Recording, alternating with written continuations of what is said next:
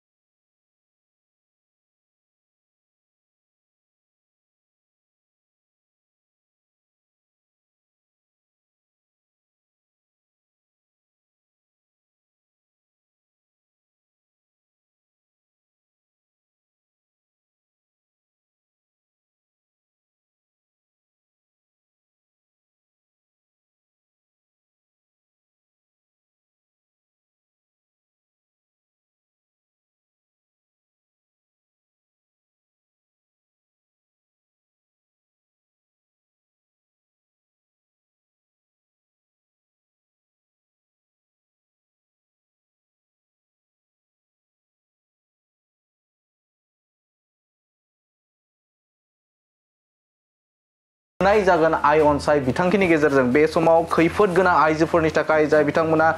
देहायारि नोरजिया आरो नखरारि नोरजिया बेफोरबायदि आइजोफोरनो बे समाव बिटिआर सरकारा आय अनसाय बिथांखिनि गेजेरजों साफ्रोमबो आइजोफोरनो गोरबोआव थानाय आइजोफोरनो रां होनाय जागोन होननानै बे समाव फोसावनायखौ नुनो मोनदों। थारैनो गासै 10 दाननि थाखाय गोरबोआव थानाय आइजोफोरनो मोनफुंनो हागोन राङारि मदद। 10 दाननि थाखाय जाय बिथांमोना गोरबोआव थानाय आइजोफोर बे आइजोफोरनि थाखाय बिटिआर सरकारनिफ्राय आय अनसाय बिथांखिनि गेजेरजों 10 दानसिम 1000 रां होगोन होननानै बे समाव बे बिथांखिखौ फोसावनायखौ नुनो मोनदों। मोनफ्रोमबो दानाव 1000 रां अनसुंथाइ हिसाबै मोननाय जागोन बिटिआर सरकारनिफ्राय। बे समाव मोनफ्रोमबो बे समाव दानाव थामहिनबा मोनफ्रोमबो दानावनो 1000 खरै मोनफ्रोमबो दानावनो 1000 खरै जाय बिथांमोना गोरबोआव थानाय आइजोफोर बे आइजोफोरा 1000 रां मोनफुंनो हागोन होननानै बे समाव बिटिआर सरकारनिफ्राय फोसावथायखौ होनायखौ नुनो मोनदों। थारैनो बे जोबोदनो गोजोनथाव खौरां। बिटिआर हालामनि गोरबोआव थानाय गासै 5000 सिनायथि जानाय मुलाम्फागिरि बिमा आइजोफोरनो होनाय जागोन। बे समाव मोनसे बिग आपडेट 5000 गोरबोआव थानाय आइजोफोरनो सिनायथि जानाय आइजोफोरनो बे समाव 1000 रां होगोन आरो अनसुंथाइ होगोन होननानै बे समाव रोखायै लिरना दोन। 5000 आइजोफोरनो दासिम बे गोरबोआव थानाय आइजोफोरखौ सिनायथिनो मोनदों आरो बेनि गेजेरजोंनो 5000 आइजोफोरनो बे समाव होनाय जागोन 1000 रां।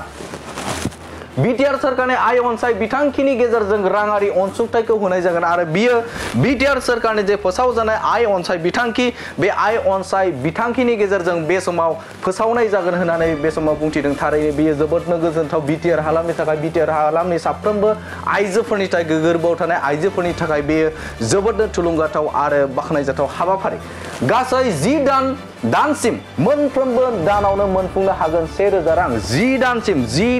1000 खरै रां बिटिआर सरकारनिफ्राय बे समाव होफुंनाय जागोन। नंगौ बे समाव नोंथांमोननो बे आपडेटखौ नोंथांमोननि सिगाङाव बड'लेण्ड बुब्लिया होबाय दङ जे 1000 खरै रां 10 दाननि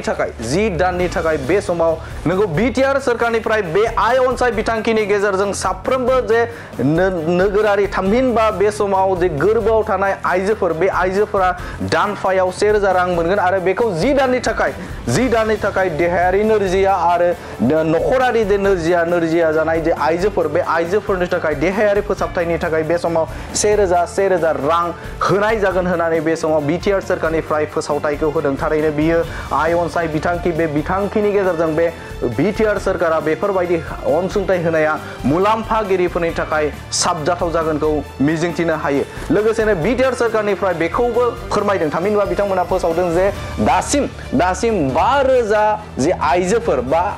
आइजोफोरा गोरबोआव नैबे समाव दङ आरो बिथांमोननो होफुंजानाय बा होफुंसिगोन होननानै बे समाव फोसावथाय होनायखौ नुनो मोनो बे समाव नोंथांमोननो बे गोजोनथाव रादाबखौ साफ्रोमबो